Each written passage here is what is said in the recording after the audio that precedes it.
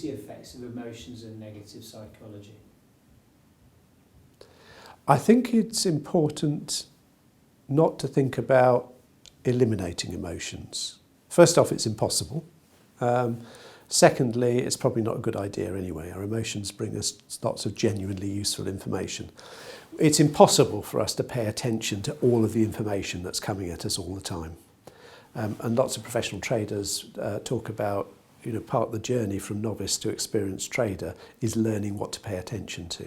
And one of the things our emotions are quite good at is giving us signals about what to pay attention to based on our experience. Those signals obviously get a lot better as you get more experience. They're not much good to you early on. So throwing away your emotions isn't a good idea, but your emotions, if you get caught up in the grip of them, can really blow you off course in a number of unhelpful ways. So finding ways of useful ways of regulating your emotions is a really good idea.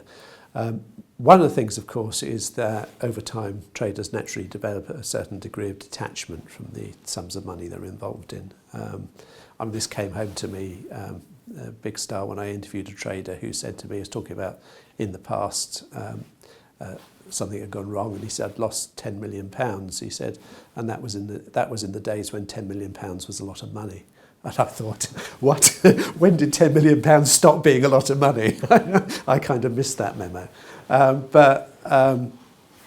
Clearly he had developed a degree of detachment from those kinds of sums of money. So it wasn't quite so emotionally loaded for him as it was for me. But also it's that capability to reframe things. One of the things early on that I made the mistake of asking a lot when I was talking to trader managers was, how much money do you have to lose before you get fired? And they just looked at me like my question didn't make any sense. And they just said, we don't fire people for losing money. Everybody loses money. Losing money is just part of what we do. Of course, we hope to make more money than we lose, but on any given day, you're just as likely to be in loss as in profit. You have to accept loss. You have to be comfortable accepting losses if you're going to make the right sorts of gains. I don't have to be right all the time. One trader said to me, I just have to be right 51% of the time. What a lot of these guys are doing is they're constantly saying, I've made a loss. That's just what happens. And reframing it for themselves in those terms, rather than, oh my God, my career's over and I've lost a shed load of money, everybody will think I'm incompetent. Those kinds of internal monologues that we have with ourselves. Now, if it's your firm's money, you're worried about the impact on your career and the impact on how people will see you. If it's your own money, that's kind of different. It's kind of harder to detach from it. Nonetheless, it's really necessary.